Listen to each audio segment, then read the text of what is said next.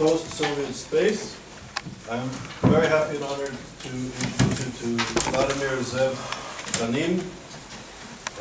Ze'ev is a leading Israeli scholar, a leading international scholar on the Russian Jewish community, I think in the diaspora, but also in Israel, and about the former Soviet Union politics. He received his PhD in political science from the Moscow Institute for African Studies, the USSR Academy of Sciences in 1989. In 1991, he completed his postdoc studies at the Institute for Russian and Soviet Studies here at St. Anthony's College of Oxford, where I met him at the dining hall a long time ago. He's currently the chief scientist and senior advisor to the Minister on Research and Strategic Planning of the Israeli Ministry of Immigration and Absorption, an important ministry in Israel. He's also an associate professor in the Department of Political and Middle East Studies at Ariel University in Israel, and he also lectures in political science at Bar-Ilan University in Israel. He served as a visiting lecturer throughout the former Soviet Union in politics and society, in several universities in Ukraine, Russia, and Great Britain, and he's taught I was together with him in Kiev. Actually, thanks to Ze'ev, Vladimir, that ISGAP runs these seminar series all over the world, and we were very fortunate through the shepherding of Ze'ev to create a program, a seminar series on anti-Semitism in Kiev, which was very successful. And Ze'ev is an expert at the landscape there. Without him, it would have been impossible to even think of trying to do. And Ze'ev is a political commentator in Israel television and also in the BBC Russian service. His list of publications you can read is long and significant, so it's really an honor that you're back here to present to us. Dear Charles, thanks for your very warm introduction. It's a pleasure and privilege to be here with you, ladies and gentlemen, and it's important, very important for me to escape for the 3 days from my bureaucratic space and to be again in the atmosphere of intellectual discussion. And I would like to prelude my presentation with two comments with you, please. First, that in fact we have quite a lot of allusions, or we could make a bridge between previous lecture of Michal and what we see at the moment in the post-Soviet space, especially Russia, Ukraine, Belarus, Moldova, Baltic states. So if we use his criteria of Apfelstrudel, that means Central Europe is actually the place where Apfelstrudel is used. So and to change it for manifestations of anti-Semitism, for Russia, Ukraine is in Central Europe. But coming back to the Apfelstrudel, I would say that I would definitely include Tel Aviv to that, but exclude Vienna, because Apfelstrudel's Vienna, to my mind, is not so good. Still. Next to the university. But second, telling seriously, I really believe that Israel is in fact a Central European country, but because of the roots and all what you said before. However, what happened in Israel is actually, it was 15 or 20 years before it happened in Central European states, or afterwards. For instance, Israel succeeded to preserve new economic policy, that means semi-liberal, semi-open regime of the early 20s, which Soviet Union lost, and Israel preserved and developed further.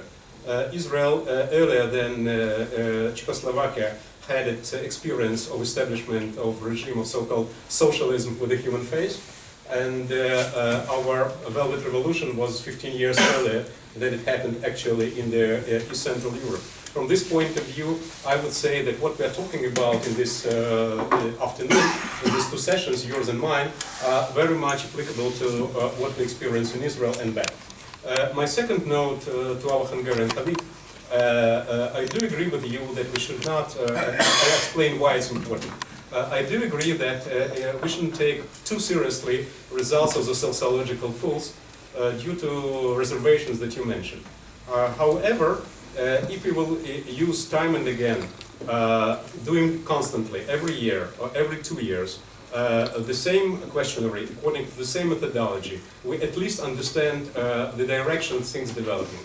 And make some sort of conclusions that, to my mind, would not be too distant from the fact. I will tell you why I'm mentioning this, because what I'm going to present here, dear colleagues, is actually the result of an ongoing sociological study, which includes both quantitative methods, sociological opinion polls, including those who were done in Russia and Ukraine. The most recent one was done by the Levada Center, one of the most serious sociological poll agency in Moscow, in Russia, on the invitation of the Russian Jewish Congress, which was completed at the end of the last year, and was presented to us, to those who were in the observatory body earlier this year. So this, our last seminar last year and this seminar actually among the first presentations of these results, and also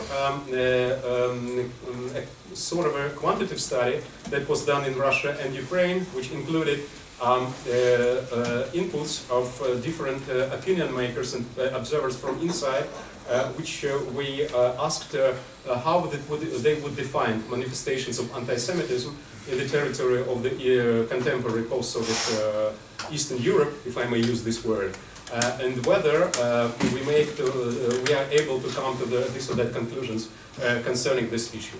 So let us start from the very beginning. I would like, first of all, excuse me, what they did, I don't know. Yeah. As you probably know, the post-Soviet space, including Russia and Ukraine, is believed to be like a secure island concerning in terms of anti-Semitism. There are many of those who believe that the limited number of manifestations of anti-Semitism in comparison to what we experience in Central and Western Europe may us to believe that post-Soviet space, in fact, if not free from anti-Semitism, but actually it is, that's, how you say it, Michal? Ghost from the past? Yeah, ghost from the past. In fact, we shouldn't talk about that. I remember this wonderful story when Charles asked me whether it makes sense to organize this seminar series on anti-Semitism, and I approached a few of my colleagues of, I would say, liberal, anti-authoritarian camp in a couple of Western-oriented Russian universities. They told me we wouldn't like to do that because anti-Semitism is non-issue in Russia. However, when we approached to our Ukrainian colleagues, they said, "Oh, really? Very interesting project. Let's do that." So there is anti-Semitism in Ukraine and no anti-Semitism in Russia. Believe you or not. However, still. Results of the sociological study, including those where I was involved, they clearly show that we have, rather than open manifestations of anti-Semitism, also there are also some, but we have some internal basis, a background for that sooner or later could be transformed exactly as what it was said by my colleague in concern of post-Soviet space, post-communist space in Eastern Europe. They might result in elements of the open anti-Semitism, thus meaning that we again would ask ourselves whether these are the ghosts from the past or something which expect us in the future. Let me show you a couple of results of this study in Russia. You can see here a list of opinion polls of the Levada Center, where you see that there is a certain consistency. There is a consistent level of those who approach the Jews with a sympathy, starting from 1996, mid-90s, and until the current decade. However, if you will have a look on the bottom line, the sum of the negative estimations, you can see that a certain growth in the early 2000s, that the period of economic crisis, and starting off new confrontation. Some people believe that it's a new Cold War between Russia and the West, which immediately had its own implication on the relations of local population toward the Jews, and certain degrees of these anti-Semitic aspirations and sentiments towards the end of the first decade of this century. We actually were interested to know, it's probably, I agree with the colleague by saying that it would be not productive to ask a person whether he is anti-Semite or not. Yeah, it's better to ask what does he think, how many anti-Semites in his immediate neighborhood. So you can see that there are very few people that believe that almost all the society they belong to, they are anti-Semite. That's in the framework of the statistical statistical error. However, you see here that there are quite a number of people, more than a quarter, that believe that actually more than the half, or about the half people, in this or that way express their anti-Semitic sentiments. If you will ask, when respondents were asked, I'm sorry, whether contemporary current anti-Semitism in their society is bigger or lesser than it used to be a few years ago, we see that more than half in 1990s, for them it was difficult to define, even now. Still, 1990 is in immediate post-Soviet time. The Soviet Union was on the eve of destruction. We still believe that, like Uzerabi said, the Soviet Union was a unified country as Iraq today, or Syria, just by name, but everybody was pretty ready for the so-called post-Soviet independence. From that time, quite a number of anti-Semitic events were reported. A substantial numbers of Russian Jews, those who made Aliyah, who came to Israel in the 1990-1991, until now, they report in their opinion polls that they made Aliyah due to the fear of anti-Semitism, due to the fear of pogroms or anti-Semitic incidents. You see that in the same year,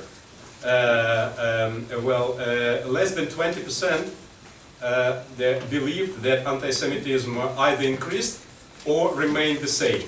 That time they believed they even decreased. However, you see from year to year, in the opinion polls of the respectable, conducted by the respectable sociological center, that the number of expectations of anti-Semitism, the whole atmosphere which conquered the Russian society, is more and more anti-Semitic. It doesn't mean, to your very fruitful and important discussion in the previous session, whether the actual number of anti-Semitic accidents increased, decreased, or remained the same. It's important there is a sort of a mental and spiritual background to these events, and nobody knows what will happen in the future. With the regime change, with the economic crisis, with the ideological shift, with the new round of the Cold War with the West, the authorities might find a way to direct the people's hatred or the people's fears into regular direction. Still, but if you come back to anti-Semitism proper, that you can account, you can see that it's not so much. In Russia, you see in 2015 only 30 of events of an open anti-Semitism, or those who were reported and defined as anti-Semitic, and you have 31 victims. It's useless to discuss whether it's too many or too little. Even one is too much. However, it's uncomparable with the all the theories of the Kristallnacht. Okay. If we will come back to comparison of Russia and Ukraine, we see that except small growth in Ukraine after the Revolution of Dignity in 2014 and 2015, still you have that all these figures are pretty comparable. It's not so many examples of anti-Semitic vandalism that had place in these two countries that are, according to the Israeli, for instance, public opinion and historical memory of Israeli Jews, they are, together with some other countries, that are on the top of the list of anti-Semitic societies. Anti-Semitic vandalism in Ukraine, for instance, in the decade between 2004 and 2014, you see there is a decrease and increase still in absolute figures, not so many of them. Why? Just briefly, I've already had a chance to address more extensively to this issue during our last year sessions. Just to remind to all of us, there are 5 reasons for that, to my mind. One reason, and the decrease, dramatic demographic decrease of the Jewish communities. Jew became a theoretical phenomenon rather than something which is, or somebody which you face to face every day. Okay. As you said, showing the situation in Austria, it could be anti-Semitism without Jews, you know.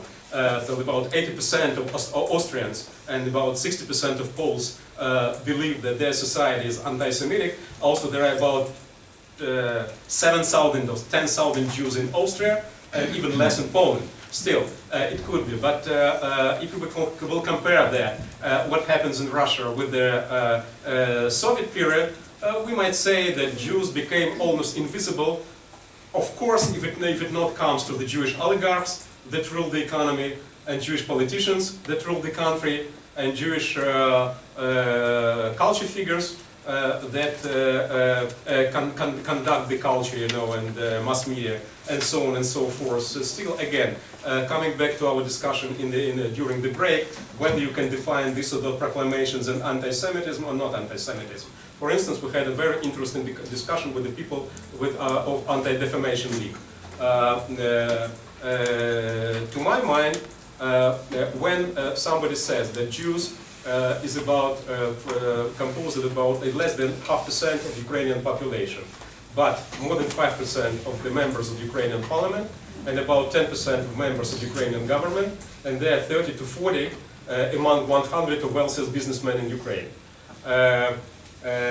The conclusion: Jews are overrepresented in the government and economic life of the country. To my mind, it's just an expression.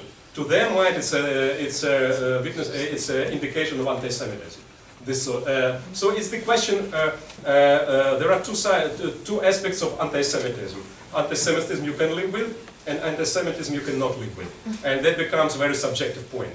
From this point of view, the reason one, Jews became less visible in the public square in Russia and also in Ukraine.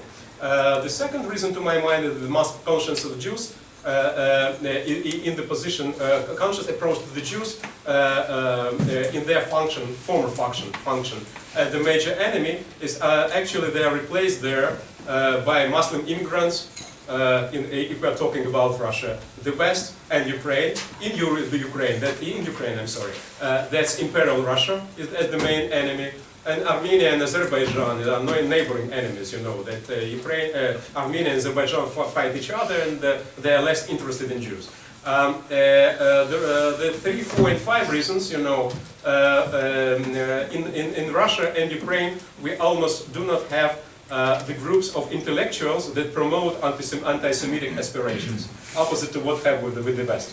In the West, to be left-wing intellectual very often means to be anti-Zionist, which in our terms means anti-Semitic. In Russia and Ukraine, actually, local intellectuals, they were a part of the movement together with Jews against the communist dictatorship, and still they have some sympathy concerning the Jewish movement and Jews as they are. Then we can also mention that former Soviet Union Muslims still, although there is some impact on them of Muslim anti-Semitism, radical Islamist anti-Semitism, especially in the countries like Kyrgyzstan, in some other places of the Central Asia and the Volga area, but still majority of the FSU Muslims, they're not really religious Muslims. They're more see Islam as the part of their cultural background. Most of them are secular. And that is why they are less under the impact of the classical Islamist anti-Semitism. And the post-Soviet authoritarian regimes still see anti-Semitism as a non-authorized violence.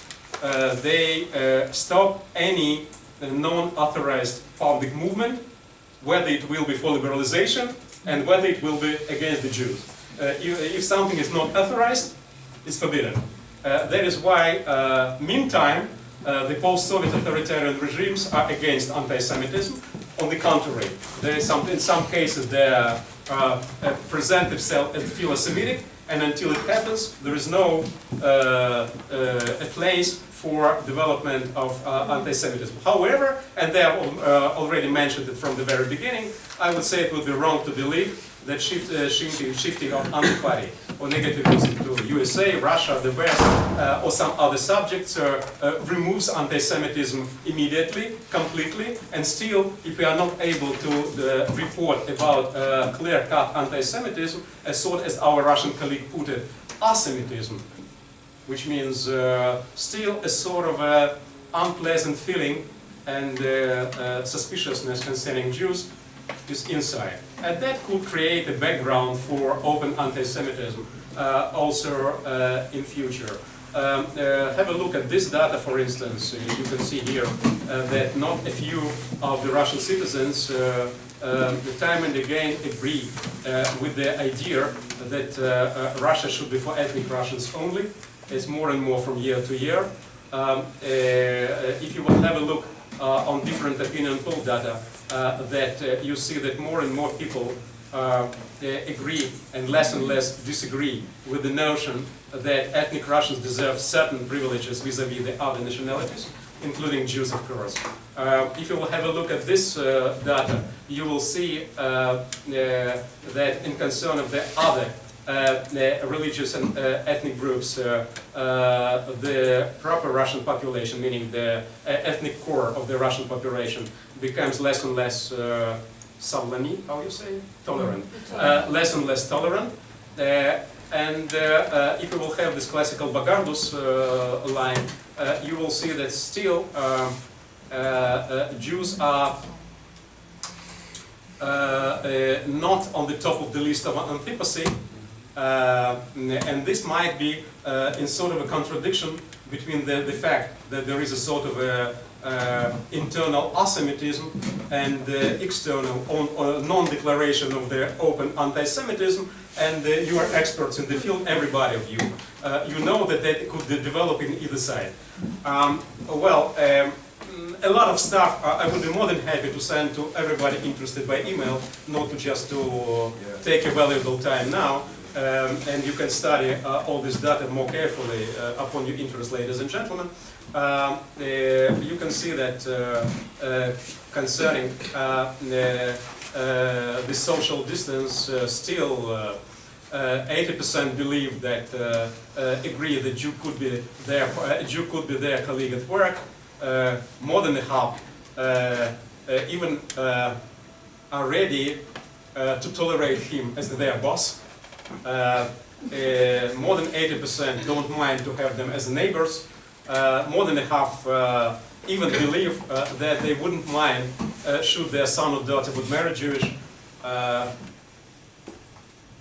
I would mind my son would marry not Jewish, but okay, but that's a different story. And again, whether you should define it as anti-Semitism or not.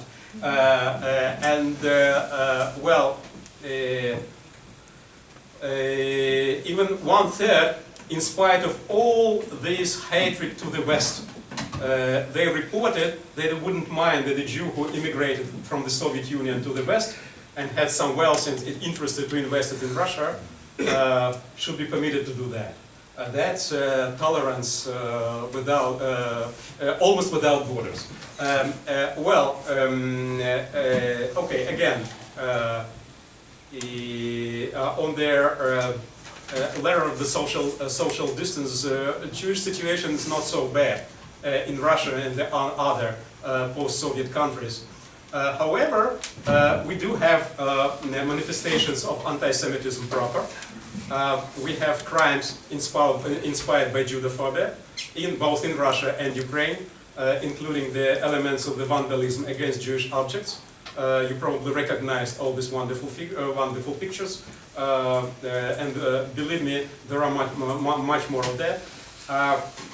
You have incitement to hostility against Jews, hundreds of anti-Semitic and semi-anti-Semitic publications in printed and electronic media. You have, during the first half of 2015, for instance, in Russia, there are about 5,000 extremist information lists from a substantial number of the internet sites, and blocked about 800 of them.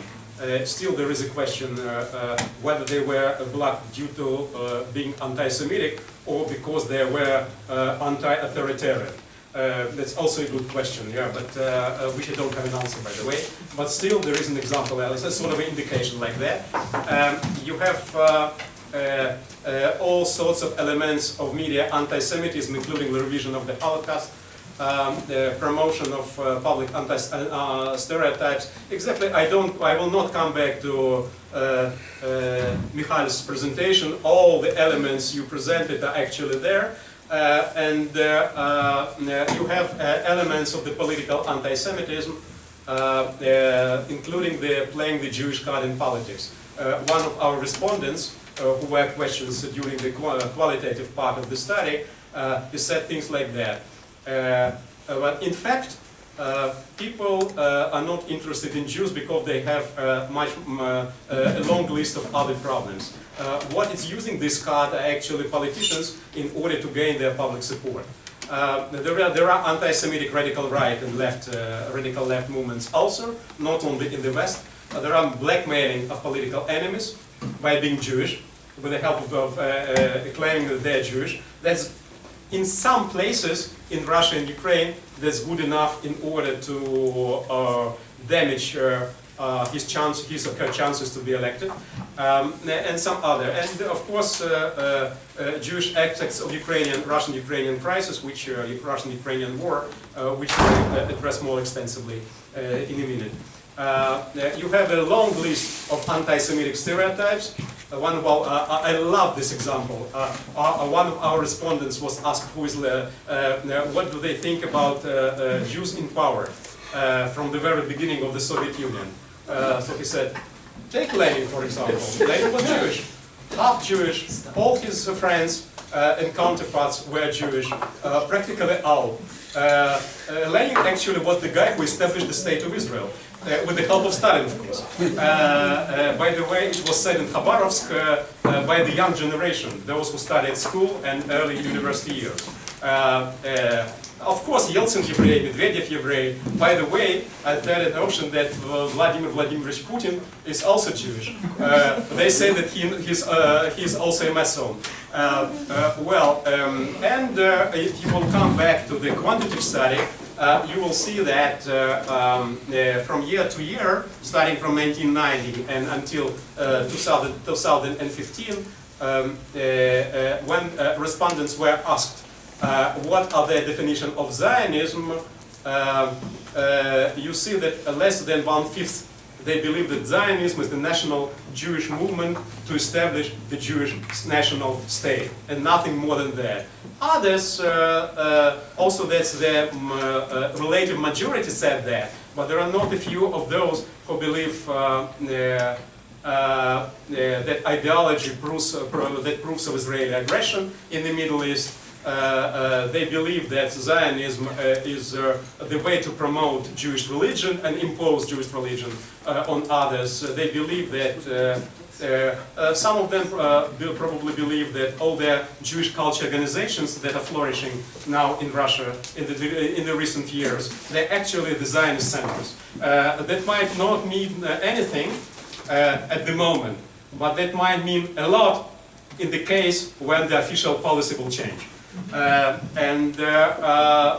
the end of the day, we would say, answering the question, would you agree that that Jew could be a president of your country? I would say that 21% constantly, less than about 1/5, constantly believe that they wouldn't have anything against Jewish be the president. Why should I believe if our president is Jewish anyway? Yeah, both in Russia and Ukraine, if Poroshenko is in fact Watzman and Yeltsin is in fact Eltsin and Vladimir Putin is in fact Jewish, why should I be against it? That means I'm not against the authorities. Still more than 2/3 at the moment, and this number is decreasing, that is actually not a good idea. We could speak a lot about anti-Semitic stereotypes, including one of the notions that in fact there is no anti-Semitism in our society, and if there is anti-Semitism, Jews are themselves responsible for that. That's also in Russia, and I don't know who influenced whom. Czechoslovakia, the former Soviet Union, or back, including the doctor's plot. I don't know what was Slansky as an example to Stalin, or Stalin actually tried first on the animals. I mean, sorry, it wasn't a good joke. Tried first on the new communist satellites. Their policy. Still believe that Jews workers that they're chosen people, and so on and so forth. Ladies and gentlemen, quite a lot of information. I don't have time to explain everything, and quite a lot of people still believe that they are greedy and tricky. All this traditional day-to-day anti-Semitism. The Jews help only to Jewish, that they manipulative and tricky, that they are lacking any patriotism and will always look for better conditions only for themselves. And even if not in this country, they will move to another one if it will be better, and so on and so forth. Almost a half agree that they are first interested in their own interest and less in interest of the country they live in. Conclusions are obvious. I will skip that. Let me go to the second part of my lecture, and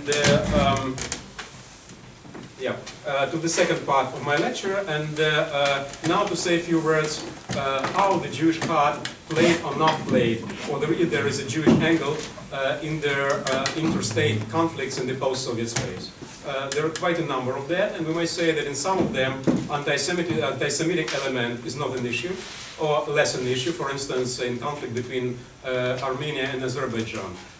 We almost do not hear about the accusation of the other side for being anti-Semitic or, on the contrary, pro-Zionist. Still, there are two sides that are trying to recruit the sympathy of the diaspora and trying to promote or to lobby through foreign parliaments, first of all the Congress and the Israeli Knesset, this or that sort of declarations on either side.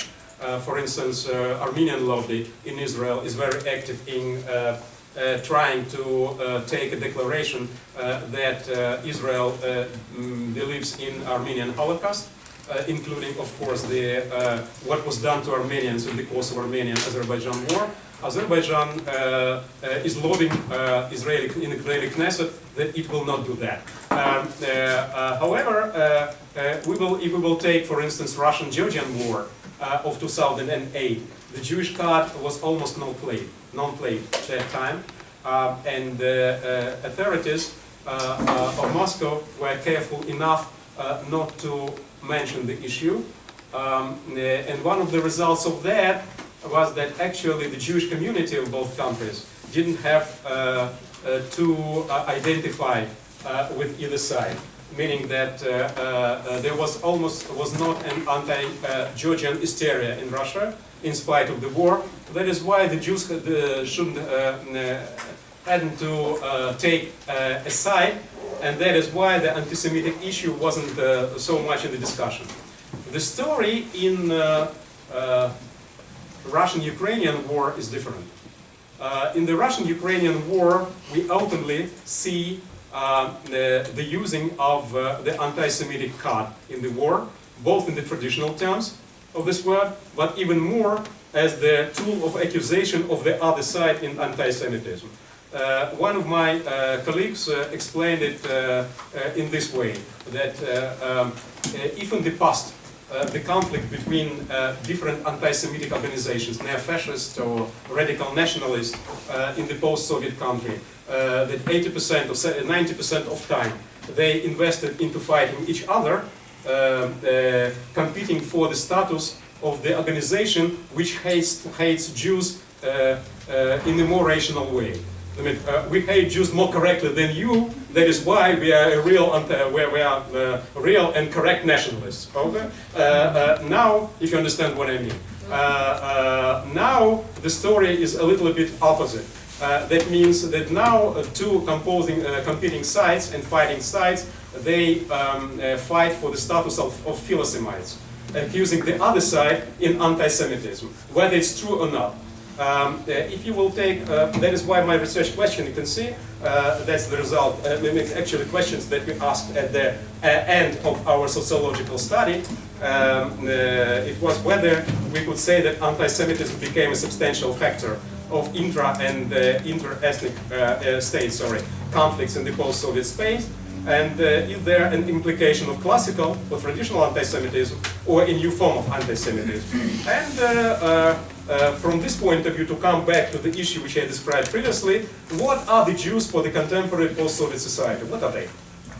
And who are they? Okay?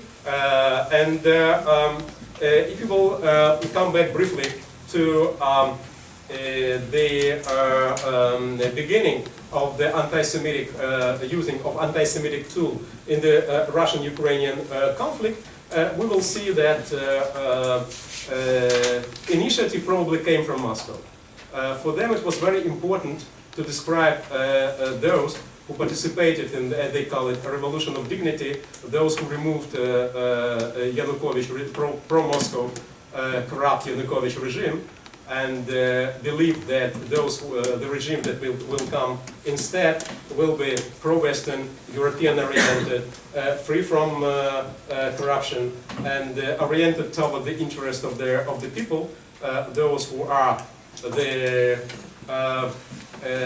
normal core of the local society. What it was, it is something which have some echo also in Russia. It was very, there are quite a lot of people who are sick and tired of what they see here, there in Russia at the moment. They might accept these ideas also in terms of development of this sort of a Russian protest movement. So it is necessary to show that those who did this revolution and those who stayed in the Maidan, meaning in the central square of Kiev, which became a platform of a revolution of dignity, they are not just the people, they are not people who are fighting for their future, whatever it is. Yeah? They are people who are actually those who are ready to bring to power Banderovцы, the radical Ukrainian nationalists, who are cooperated with fascists. That's a traditional Soviet notion, but in the post-Soviet period, and especially in the few recent years, they added to this anti-Semitism. So those who are standing in Maidan, they are fascists, radical nationalists, cooperates of Hitler, and anti-Semites. That is why anti-Semites, or maybe first of all anti-Semites. So the issue of anti-Semitism, this logic, actually greatly impact the anti-Ukrainian Russian propaganda, mostly for abroad, but also internally. So even this idea, they try to promote through contacts with the foreign diplomatic corps, in the public media, in the media. Public media means electronic media, and in the majors in the West and Europe and United States, and also in Israel, sending delegations to Knesset, trying to take from Knesset this or that declarations with sort of that the Israeli Knesset is concerned about anti-Semitic events in Ukraine, and so on and so forth. Ukrainians wake up lately, also trying to do the same, opposite to Russia, but the time passed and the resources that were invested by Ukraine and by Russia into this project are uncomparable, of course, and you understand why. If we will take the case of Crimea, for instance, for the first time in the Crimean history, after the referendum concerning the appending of Crimea to Russia, secession from Ukraine and appending to Russia, for the first time in the Crimean history there was an act of vandalism in the Simferopol, the capital of Ukraine, synagogue. This was immediately declared by the Russian Foreign Ministry as the immediate result of this anti-authoritarian revolution, which according to the Russian phraseology was a pro-fascist anti-Semitic coup d'etat. They should prove it somehow. And look what happens immediately. Yeah?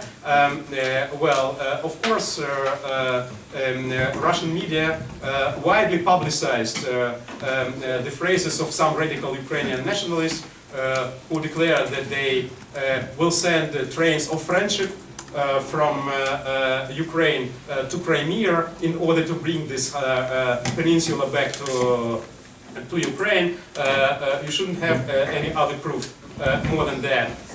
It is funny that in 2014 and 2015, our colleagues that made a content analysis of the Russian media, they came to the conclusion that two political parties were mentioned more than anything else. The first, the United Russia, the ruling party of the Russian Federation, and the second, the Pravy sector, the right sector. That means the group of Ukrainian nationalists that was mentioned as frequently as the governing party in Russia. When you open the Russian TV, you immediately hear Banderovцы, fascisты, antisemiты, that means radical nationalists, fascists, anti-Semites, and ladies and gentlemen, we open our information evening. In Kiev came to power Banderovцы, anti-Semites, fascists. So that's the end of the information evening. There is nothing else to discuss more or less. Excuse me. It was very interesting declaration of the Russian Foreign Ministry. I believe you recognize Mr. Lavrov, who signed the Russian Foreign Office Declaration. Why actually Russian forces entered Crimea? He said the local citizens explain or declare their concern in different ways and their disagreement against all the repressions that was imposed by Kiev over all those who do not agree with its policy of Russophobia and anti-Semitism. That means we are there because to defend the Jews, not more than not less. My question in the course of the research was, а що вам до євреїв? Why you are interested in Jews at all? Yeah, including Ukrainian, including Crimeans, and us Crimeans. Why you are? What are the Jews for you? You know, and got an answer like that. Okay, we have different Jews here. We have Ashkenazi Jews. We have Krimchaks and Karaims. That's a sort of indigenous Jewish nations. And it is sort of a part of our regional identity, okay? And even if we are not so kind to Jews, that's our internal issues. Not Moscow will tell us what to do with our Jews. And of course it's a sort of our regional pride, meaning that it's good enough in order to say that we are different from the hinterland Ukraine, but it's not enough in order to say that we want to be a part of Russia. Okay, that means that anti-Semitism after the fascism and radical nationalism was the second or the third marker, which actually was defined by Russians in concern of those who were against of them in the war. In fact, in 2015 and 16, we noticed the decrease of this phenomenon due to a couple of reasons. One reason, actually, in spite of all the attempts to organize Kristallnacht in Ukraine, was impossible. They were not successful. In Kristallnacht or Kristallnacht, on the contrary. That means either organized anti-Semitic events in Ukraine in order to make them possible to blame Ukrainian government, or on the contrary, to organize anti-Russian events with the help of the Jews. You know, nothing succeeded. That is why, and second, the Russian public, as we can see from internal observations and sociological polls, more and more becomes tired about all this story. So the Russian government should find something else in order to explain what are they doing in Crimea, what are they doing in eastern Ukraine, why they should start the new Cold War with the West, and why they cannot agree over this issue dealing with the Russian-Ukrainian confrontation. Well, whether Ukrainians left this space just for Russians? No. Ukrainian side also tried to accuse Russians for anti-Semitism and actually to play the same card. We have this a few of less successful but still counter-propagandistic acts. In fact, it was concentrated, it was focused, they were focused in two issues. Those who speak Russian, they know this wonderful notion, не важно, что у нас, а у вас негров линчуют. It's not so important what happened with us, but look at yourself, what you are doing. And the list of events of xenophobia in Russia that was published by Ukrainian Foreign Ministry and Ukrainian Presidential Office, looking for any event in Russia that might be interpreted as an anti-Semitism, and so on and so forth. Beating of rabbis, acts of vandalism against the synagogues, Jewish cemeteries, Jewish objects, Jewish centers, also quite few of them, but still each one became sort of a definition on what happens in Russia, and so on and so forth. So there is a sort of a fight between two political subjects. One is trying to preserve empire, and one is trying to defend its nation state and independence. They use this Jewish card, fighting for the status, who loves Jews in more correct way and hates their haters in a more correct way. Still, there is a Kolomia case. My Ukrainian friends probably know this story. There was a sort of event which was immediately defined as anti-Semitic riot in Kolomia. Kolomia is a district center, former shtetl, Jewish settlement, Jewish neighborhood, in one of the provinces of western Ukraine, which boasts the list of important rabbis and Jewish culture and yeshivas and synagogues and so on and so forth. The story is the following. Just a minute, I will use to. It's indicative because it's indicative. Probably 20 years ago, local Jewish community got a permission of the local authorities in order to make a reconstruction of the former Jewish cemetery, which went away in the time of German occupation of this territory. Fascist occupation, and during the Soviet period, as you know, Soviet authorities were not in a hurry in order to return the Jewish property to Jewish communities. There were no actual Jewish communities, also there were some in the underground, in fact, so they were not in a hurry to return all this property, and on the place of the Jewish cemetery there was a public square, in the public garden, where local population were used to rest, to live, to stay, to meet, and so on and so forth. So like 20 years ago, the local community succeeded to get a decision of the local authorities that they are ready to give it back to the community and to renovate. It takes them these 2 decades in order to raise money in the United States and Israel in order to start this working. Well, במקרה או לא במקרה, like we say in Hebrew, by chance or not by chance, it happened just exactly in these days, when the topic became very hot. So when the local population saw that their popular and beloved square and garden is surrounded with the fence, and Jews are doing there something, and said no entrance, that's a Jewish property, the result was the so-called local riots. There were acts on the vandalism against the synagogue and against the cemeteries and personally against the Jews. There is a confrontation, there is a sort of a conflict between different approaches to this issue. This is anti-Semitism proper, no doubt of it. But whether it's a local issue or that indicates something, a mainstream overview that there is in the local Ukrainian society. If you will switch on the first channel of the Russian Federation, they will probably take the second opinion. If you will look how it was discussed in the 1+1, 1+1 Ukrainian TV channel or Interst channel, they took the first notion. So still there is an issue which is discussed at the moment in the Ukrainian society.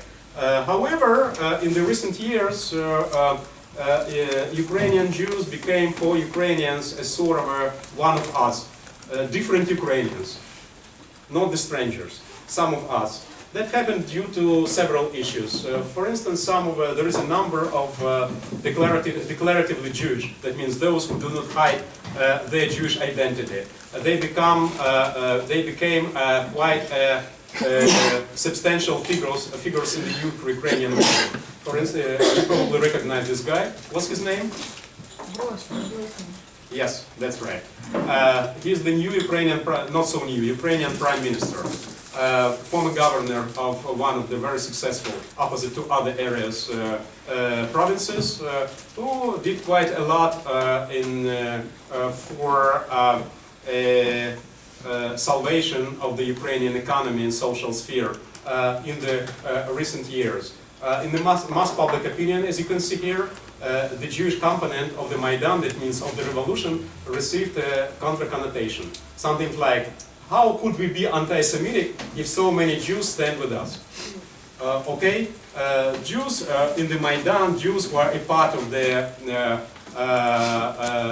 revolution of dignity, Żydo-Banderovцы, like they call them, you know, pro-Bandera kaiks, yeah? That means if we are Jews, if we are kaiks, that means, okay, we are kaiks, but we stand with our Ukrainian neighbors for our common homeland. There is a sort of a definition that in the Maidan, there were a few things that were born in the Maidan. One of them is Ukrainian civic political nation, and Jews are the part of them, or are a part of them. And not just a part of them, marginal part of them, but in the front row of fight against imperialism, for the independence, for the prosperity and European choice of Ukraine.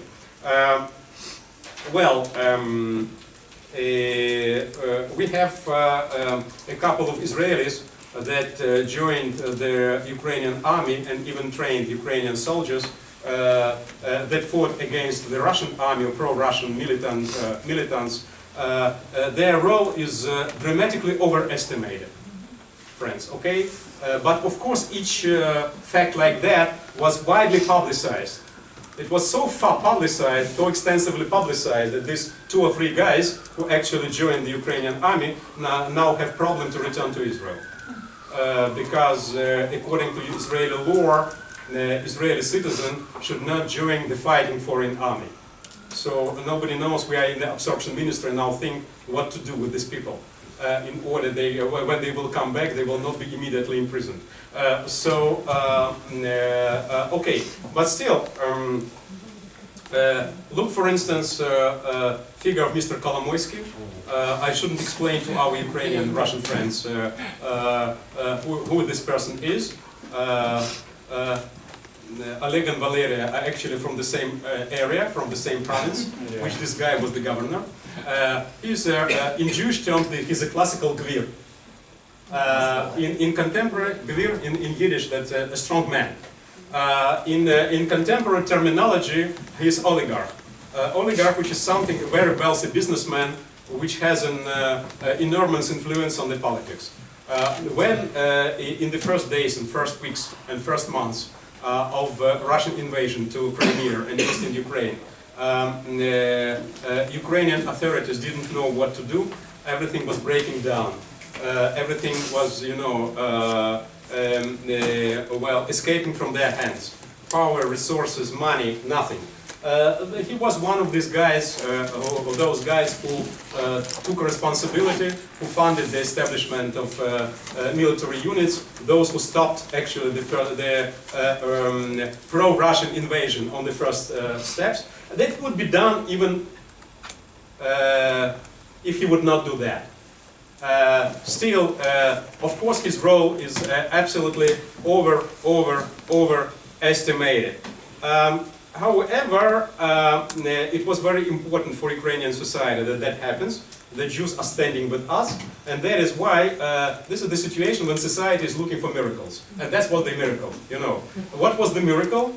That Jewish conspiracy and protocols of the elders of Zion are now working for us. Exactly as Michal said. We have the same story. Yes, of course, Jews are rule the world. Yes, of course, Jews are carrying themselves. Zionists are actually making Americans to twist around. But we are happy, we are lucky, due to the fact that now they are supporting us. Zionist Igor Kolomoisky actually did what our authority was unable to do, and that is why everything will be fine. And everything will happen fine, you know, at the end of the day. Not so fine, but everything will happen. The story that we should take Israeli experience, copy-paste, it was actually the idea of that days. That Israel, United States already copied. That Ukrainian army should copy an experience of Tzahal, Tzva Haganah Israel, IDF, Israeli Defense Forces. That Ukraine should develop the same economy, high-tech economy, post-industrial economy like Israel. That Ukraine should compare its destiny with Israel. And here you see the same story concerning the fight of Israelis against the Islamic terrorism. They compare it with the fight of Ukrainians against Russian invasion. It was very easy, also oversimplified, to explain. Crimea is like a Gaza Strip. Donetsk and Lugansk districts like Judea and Samaria, like West Bank. So what is not unclear? What is unclear? Everything is clear. Okay, the operation, how do you call it in English? Tsukeitan? We have a name in English here. Pillar of defense. Huh? Pillar of defense. Pillar of defense? No, I don't think so. No. That's official.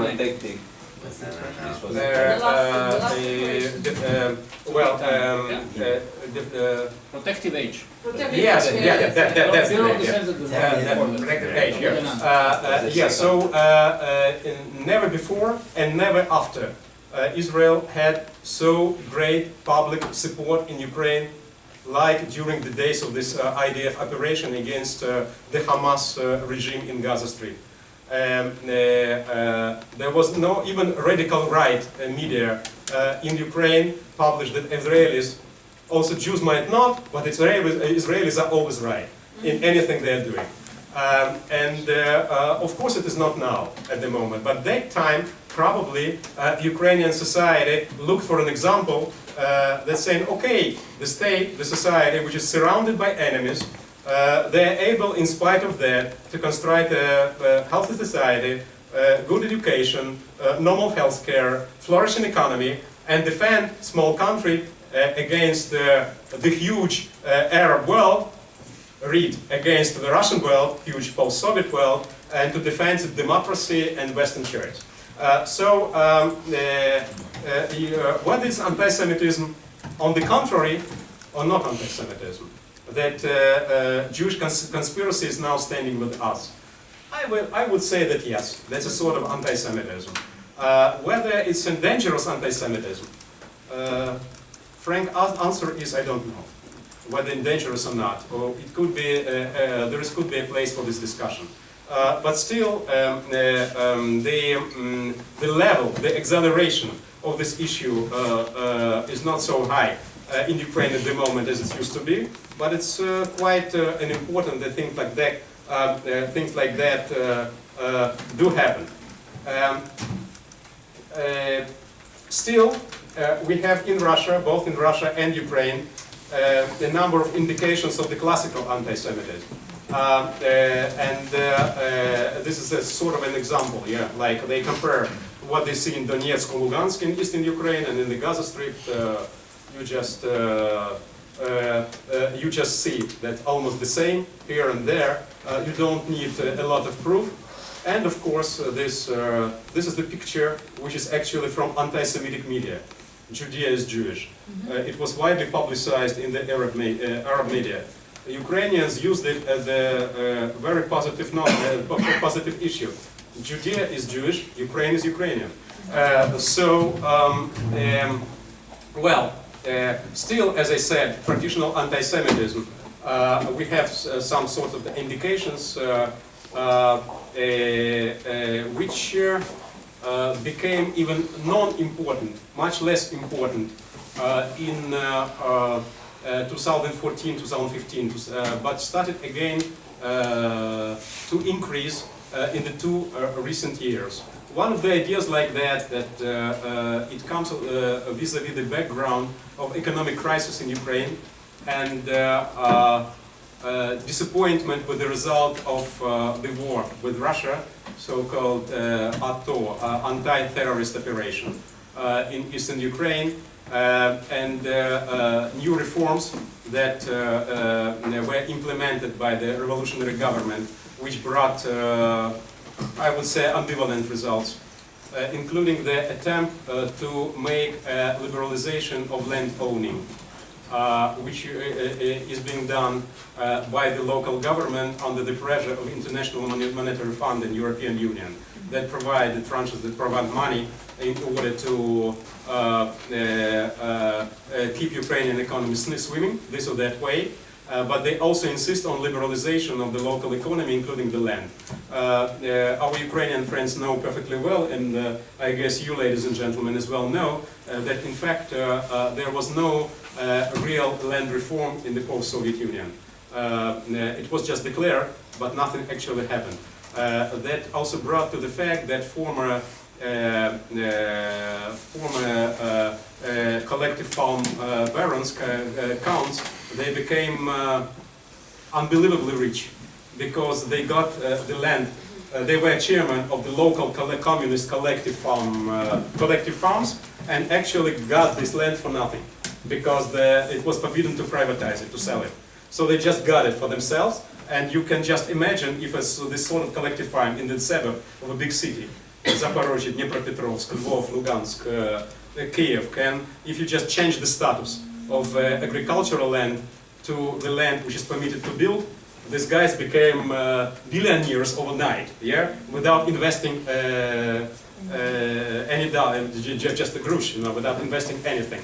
So they have money and they have lobby in order to prevent privatization and liberalization of the agriculture together with liberalization of the whole economy. Well, actually, but the International Monetary Fund, the European Union insist on that. And the government is doing that. So who is doing that? Jews. Waltzman, which is in fact the real name of President Poroshenko. Who else is doing that? All the Jews who are in government, besides Klitschko, who is the mayor of Kiev, who is the only one who is actually Jewish, or have some Jewish roots. But he's not described as Jewish often because he's a boxer. He's a very good sportsman. It's something which doesn't go together, you know. A sportsman and a Jew. So the only one who is Jewish is not described like that. But all the rest of the people they actually do. Have a look at this. No one of them is Jewish. Still, there are accusations like that, Yatsenyuk, Tymoshenko, Poroshenko, and so on and so forth. And of course, in the situation when everything is going wrong, economy, politics, the anti-terrorist operation stops, and with the losses of 10,000 people at least on the Ukrainian side, and nothing happens, and local government is thinking about preservation of the local situation and maybe to come to the agreement, also not declaring it openly. So the question is, well then, if they're not Jewish, if they're not Zionists. So the Jewish origin of the president and prime minister, of course, is of the great demand by the local public opinion space. As far as the Russia is concerned, let us be 2 minutes more, and then I'm going to finish.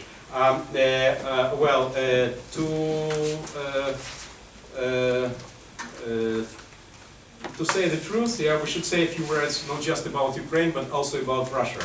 What is going on there? Active anti-Semitism also happens there, but of course it's a side of marginal, radical nationalist groups. In fact, Russian society, in spite of this massive propaganda, which should have pushed also local, internal anti-Semitic aspirations and sentiments, did not succeed in this way.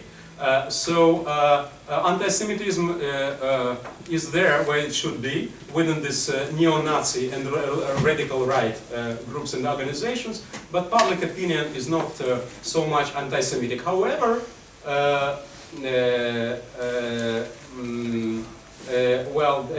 even add to that the authorities are actually do not support these marginal groups, and authorities are actually show that they are friendly to Jewish, and president goes to synagogue and goes to Jewish museum and even donated his monthly salary to establishment of the Jewish museum. So they show that Jews are a part of the official Russian public sphere. Still, there are some of anti-Semitic elements within the society, and nobody knows what will happen again. They actively use the contemporary Ukrainian politics of memory, changing the names for the figures which are heroes in Ukrainian historical memory, but anti-figures in the Russian and the Polish, and what is more important, in the Jewish public historical memory. And there are some commentators that believe that this policy and politics of memory might do what Russian propaganda was unsuccessful to do, to take Jews out of the mainstream of Israeli, Israeli as well, if we're talking about diaspora, of Ukrainian mainstream collective identity. Some sociological polls show that certain part, not all and not the majority, but certain part of Ukrainian population, again, ready, not completed it, but ready to move from understanding of Jews as part of us, different, but part of us, to close stranger. That it was happened after the destruction of the Soviet Union. The very last point. How it's whether it impact the Russian Jewish diaspora. Russian Jewish diaspora, despite the sociological media, Uzi Rabi explained us extensively how important social media is at the moment. But despite what we can see in the social media, as if, for instance, Russian former Soviet Jews who moved to Israel, more than a million, as you know. They wake up in the morning and go to bed in the evening with just the only thinking, who is right, Russia or Ukraine in their conflict. In fact, this is not like that. If you will have a look what happened, our opinion poll, which was done in the Russian-speaking community in 2014, and 3 years later, they show that only 10% 3 years ago anyhow took any active position in the Russian-Ukrainian conflict. About 40% did sympathize to one of the sides, either Russia or Ukraine, but believed that Israel should not interfere, and 50% were asking where the Russia and Ukraine. That means there is a famous Romeo and Juliet, Shakespeare. Чума на оба ваших дома. Oh, then you both of your houses. Yeah, that's right.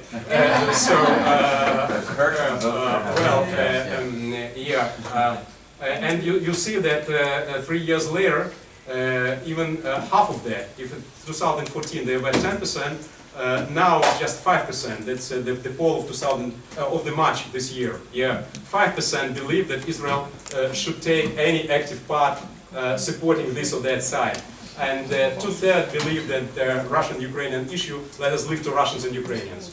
We're Israelis, that's not our point. Still, we have among the classes of new immigrants at schools, our colleagues, those who teach in these classes, you know, they report about the conflict of those who immigrated from Ukraine and from Russia.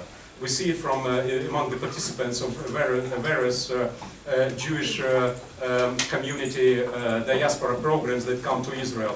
Russians and Ukrainian Jews, almost do not speak to each other the first day. The second and third day, they say, guys, forget it.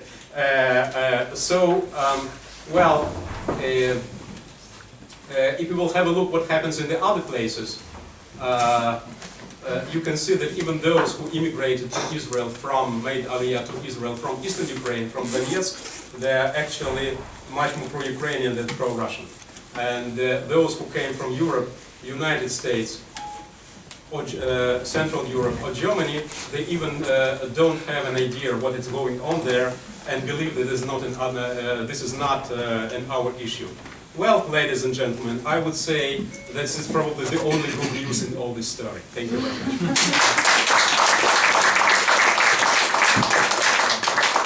Thank you very much, Ze'ev.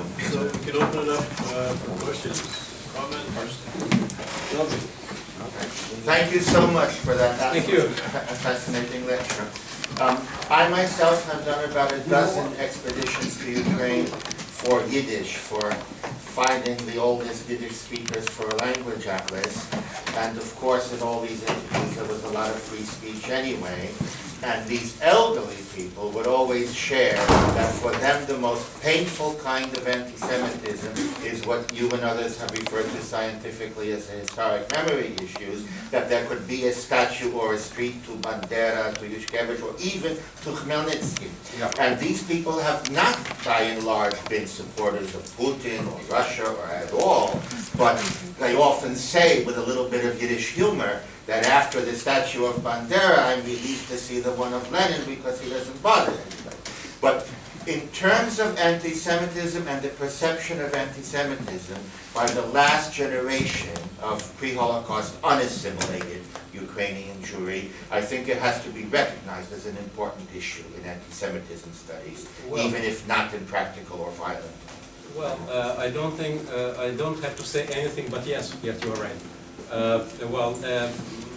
I'm not sure you need any additional comment to that. I do agree with you that at the moment we have an interesting story. I remember an interesting picture from 1990s when one of the times that they came back to Kiev and came to their Khmelnytsky monument in the center of the city and saw there two groups of students, of schoolboys, pupils.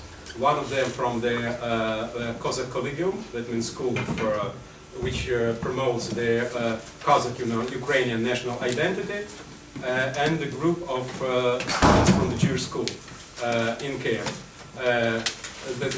One of them was, both were headed by teachers who explain different stories, as you know. So this classical Ukrainian Cossack, and this classical Jew, Chabad rabbi, with all this, со всем этим прикидом, with all this, clothes and what it should have. And it was very interesting to me. What are they telling? They tell entirely, as you can imagine, entirely different story about Bogdan Khmelnytsky. The Ukrainian guy spoke about Europe, and founder of Ukrainian identity and Ukrainian nation, and Rabbi explained some other things, if you understand. So after they both finished their lectures, they came to each other, shake hands, drank some beer, and then and exchanged some ideas how to teach students better. Well, it was in 1990s and early 2000. We was under the impression that still all this fight of memory should be left to theoreticians, to historians, and let's turn over the page and start together, build a new society, whatever it is. You know, the anthem of Ukraine was translated into Yiddish, as you know. Then, okay, Ukrainian Jewish intelligentsia, they did quite a lot in order to be accepted as a part of us. You know? Now, at the moment, that felt in a bad time, when there is a sort of, on one hand, sort of disappointment in the strong Zionist hand that will solve all our problems, on one hand, and the situation that nothing happens. You know, so many people were lost that nothing happens. Somebody should be responsible for that. And if in this time, in this definite moment, fails, you know, all this story with the renaming, and Jews are starting to tell something about it, a local society and some intellectual part of it, they got an impression that they're against of our identity. Jews are against. Against of what? Identity? In fact, not. Memory? Of course not. But it's important the Jews are against. Against of something. And the figure of Waltzman against on the demand, you know, which is in fact Poroshenko or Beck, yeah? So from this point of view, we are not in easy situation, and I absolutely agree with you. Yeah, that's the point that they made to me. Just one follow-up. Then when I would go on to ask about the difference between their perceptions of Khmelnytsky and Bandera, then I began to feel what you've just explained, that they are ready for compromise about 1648 and 1649, but not about the murder of their grandparents and their families, because that somebody would rename a street in 2016 for Bandera is a signal to them that this murder of Ukrainian Jews is not such a big deal if someone involved in it also did other so-called great things, and it's a very painful point that won't go away. David, here in the academic community we all agree with the fact, and we can divide it further and further and analyze each element. Of course, when it comes back to the public square, as you say, our Hungarian colleague said that we are often overestimate whether people understand what they are asked in opinion polls. We sometimes overestimate that people, common people, understand all the allusions that stand behind this or that phenomenon or figure. And that what you're describing happens. By the way, what happens in a marginal way, but still happens, in concern of reference of Ukrainians to Israel. Some time ago, one of my Ukrainian colleagues drew my attention to a publication of Mr. Chernovil, a son of a famous fighter for Ukrainian independence. What's his name? Taras Chernovil, the son of Vyacheslav Chernovil. And Taras Chernovil his son wrote an article. Vyacheslav Chernovil was like a symbol and leader of liberal national wing of Ukrainian movement for independence. And his son has a controversial appearance.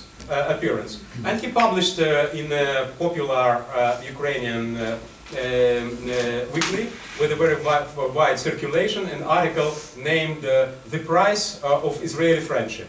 He didn't use quotation marks in the word friendship, but through the context it was pretty clear that he means Ukrainian friendship, Israeli friendship in the quotation marks. Yeah? Explaining that in fact this friendship with Ukraine costs Ukraine a lot and Ukraine doesn't get anything in return. Of course, he explained, I'm not anti-Semite at all, don't blame me for that. I'm just saying that Israelis, they are greedy, they are tricky, all this line. And I was asked to write a reply. And I wrote, and it was published immediately, just together with this article, yeah.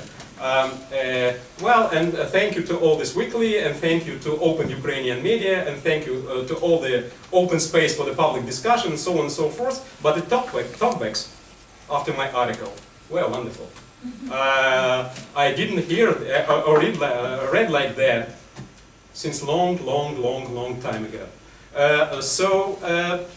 We don't know. Be explicit. You're assuming we know what you mean. What were the talkbacks that?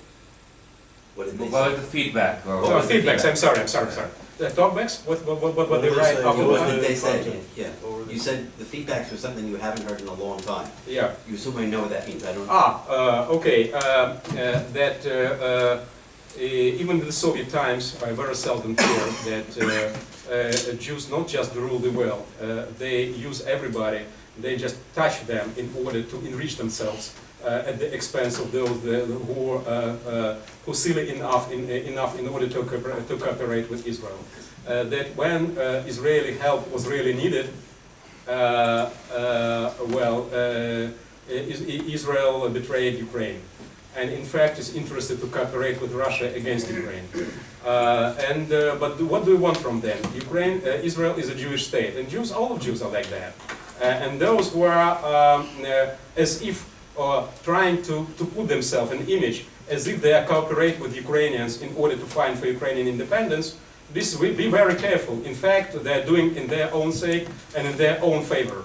And then the long list of traditional accusations that they killed the Jesus Christ, and they need the Christian blood for their ceremonies. Actually, these talkbacks were removed by the editorial body at the end of that day, and so on and so forth. So, okay, all this marginal. It doesn't concern to majority or even very substantial part of Ukrainian public, but is it there? And I hope that, and I agree with everybody by saying that Ukrainian and Jewish intelligence in Ukraine and Israelis and the international community should explain what is possible to explain to those who are ready to hear and ready to understand. Those who are ready to hear and are not ready to understand, nothing could be done. Let us try to live with that. Mr. Lambert. Isn't a historical fact that Vladimir killed Jews? And if so, what's the perception in Ukraine?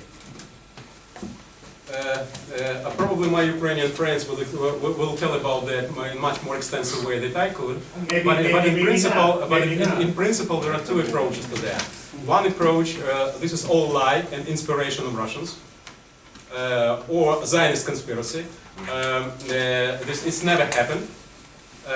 Second approach, and even some Jews were part of the Bandera paramilitary troops. Yeah, some of them did. They were like that as medical doctors or something like that. Yeah. Not only doctors. Huh? Not only doctors. Not only. Yeah. Also. No, they were like that. And there is Bandera before 1942 and Bandera after 42. But all this, the details that historians go to. Okay? When you are talking to the public, in fact, they need just a declaration. Yeah. Bandera killed Jews or didn't kill Jews? He killed Jews. That means he's fascist. Radical nationalists are those who rename the street, give to street name of Bandera. That means that are anti-Semite, fascist, and cooperates in Russian TV is right. Yeah. And if Jews who is saying like Ze'ev, yeah, who is saying, okay, let's take it into proportion. Let's put it in some framework. What happened that time, what happened this time, those who published, those who published in their newspaper something against Jews, they were killed in Babi Yar afterwards by themselves, yeah? By the same Germans. Well, it's a really difficult story. And the question is, should we discuss it now as the most important issue, or should we leave all the story to historians? There are two approaches, and I don't know who is right. You're a historian, right? Excuse me? You're a historian. I'm a political scientist. Okay. So, can you Forget about it. Go away. Can you give us a fact? Excuse me? Can you give a fact about Bandera? A fact. Do Yes, no. Yes, they do give facts. Yeah, and Did Bandera kill Jews, yes or no? Bandera killed Jews or not? Some organizations are soldiers that fought on the side of the Ukrainian nationalist movements. This or that way, under this or that umbrella, were participating in Jewish massacres. But nobody rejects this fact. The question is whether it's due to the fact that they were Ukrainian nationalists, just because that were their conscious choice, or that was the part, as they thought the way to liberate Ukraine from the Soviets. And Jews were the part of this Soviet regime. Yeah, that doesn't mean that they could escape this way from the accusations and remove the fact that they are guilty. But that's a little bit more complicated story that it could be put publicly. So we have a couple of minutes. I wanted to ask you, I wanted to say, make a statement, a positive statement. The issues we're dealing with is so heavy. So I want to say when I was a young boy, man, I was the president, the chairperson of the student struggle for Soviet Jewry in the 80s and 90s. And it's amazing that there's this, can you please be quiet for a moment? The sort of mass migration of Jews were free to leave the former Soviet Union. And now, to a large extent, Jewish life in Ukraine, Russia has improved tremendously since. Absolutely, yeah. It's astounding. It's an amazing transformation, so we should be positive. Now for my question, and it sort of follows up a bit on what David is saying. There is sort of, I would argue, and I think David would agree, and many people would disagree, there's sort of a historical revisionism happening vis-a-vis the Jewish memory and the memory of the Holocaust and the Shoah.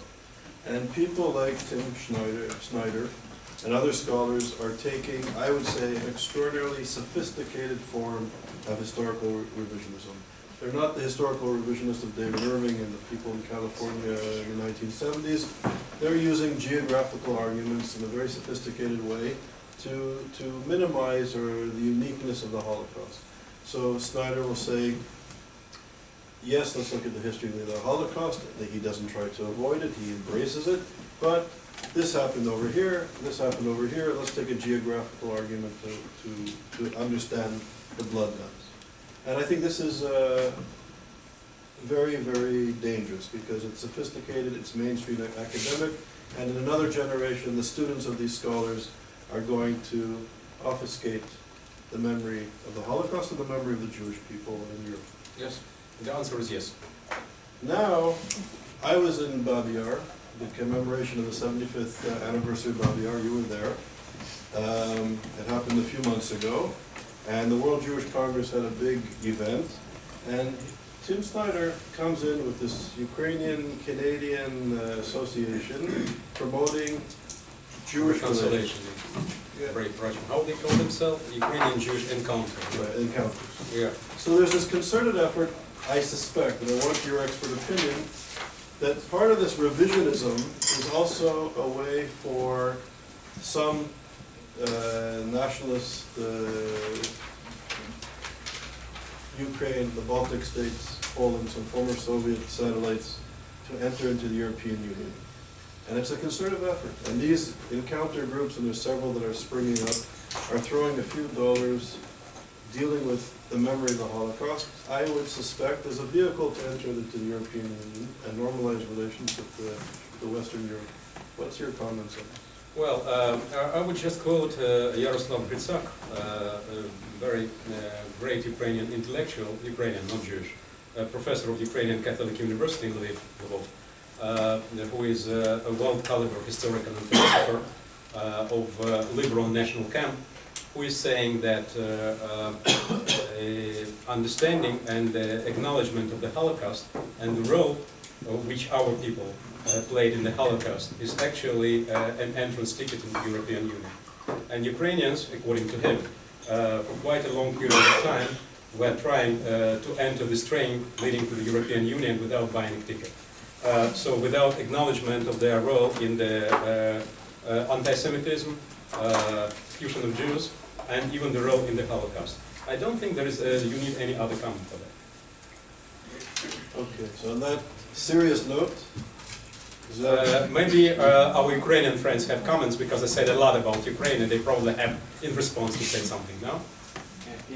I thank you for your lecture, and I hope a few words about discussion with historical memory.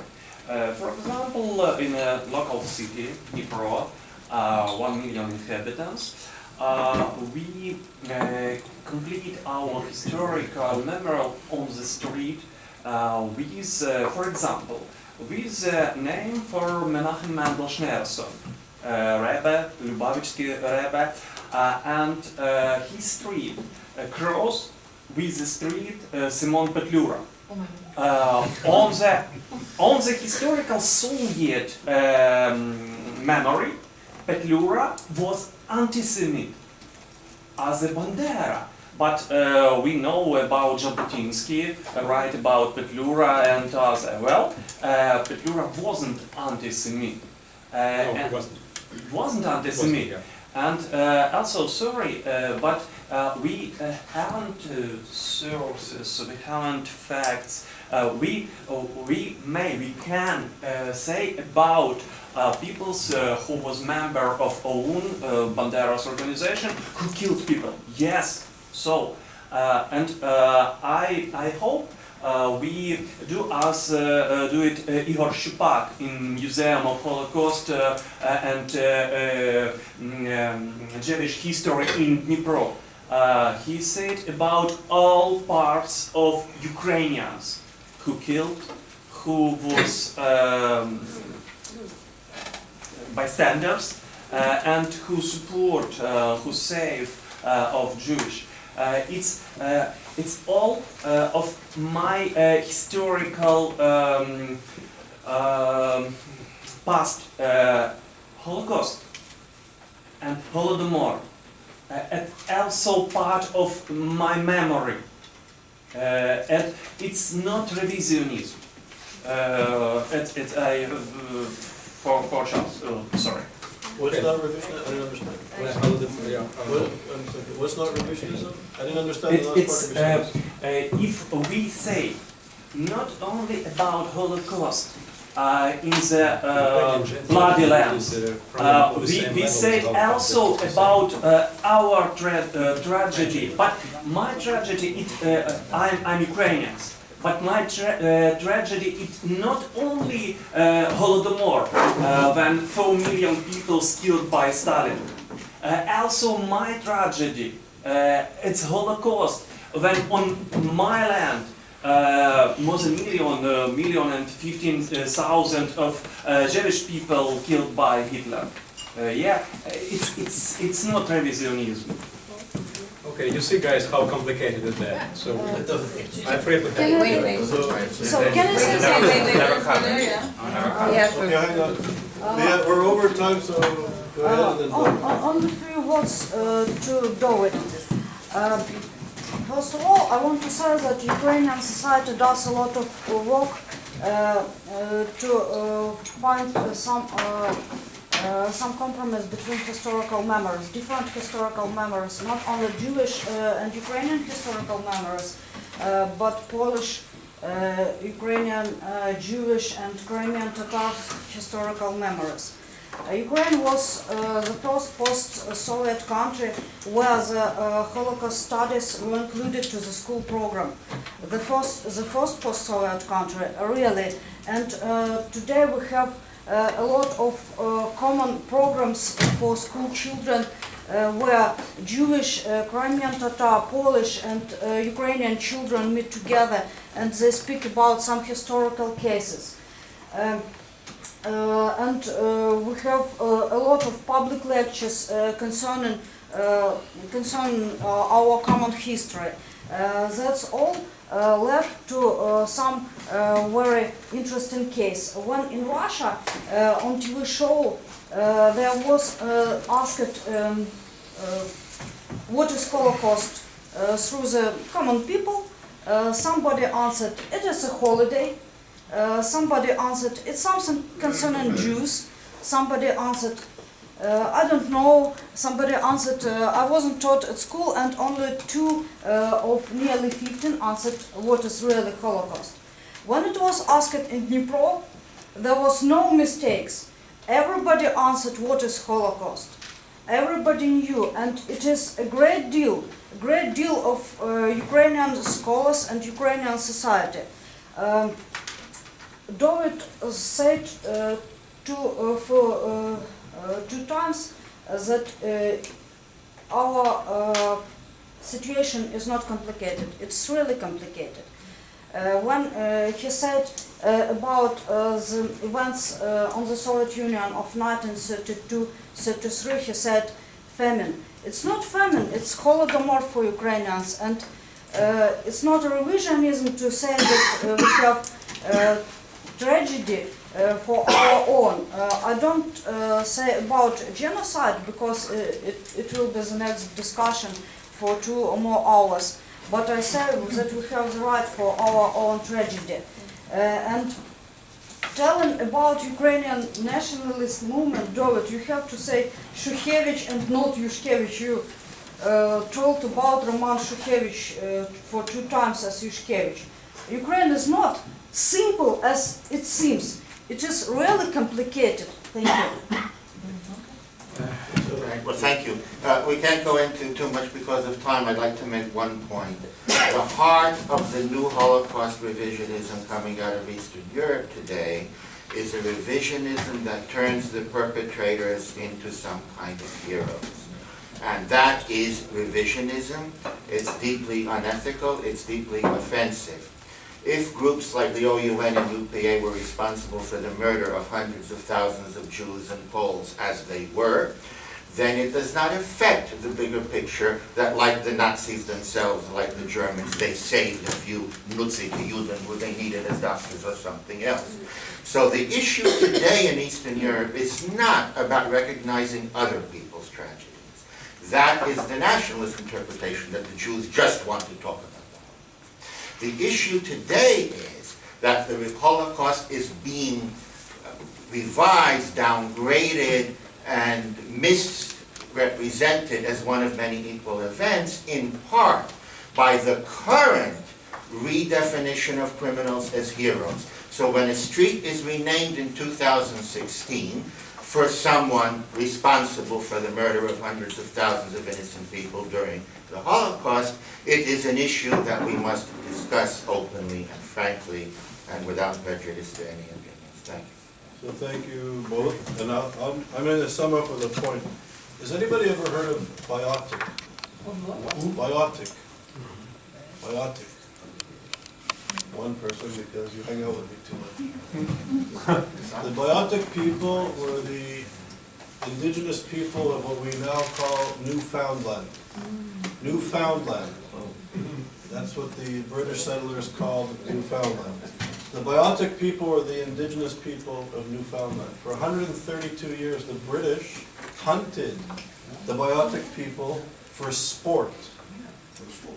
Okay, in 1832, the last biotic person was a woman named Shawan DeWitt, passed away of natural causes. She was an elderly woman. That resulted in the complete annihilation of the biotic people of Newfoundland. Now Canada, which I was born, I'm a proud Canadian citizen, Canada was the first nation to apologize for the genocide and the displacement and the catastrophes in which British and French and other settlers treated the indigenous people. Apologized before him, but before whom? They were the first nation to apologize for their treatment of the Yes, indigenous. but before whom? No baletics. There's other indigenous. They people. acknowledge. If I may finish. So as a liberal Canadian, I'm proud to have said that my country apologized for the genocide in which my nation was created on. That's my bigness. That's my liberalism. Canada is seen as a leading multicultural liberal society because we acknowledge our history.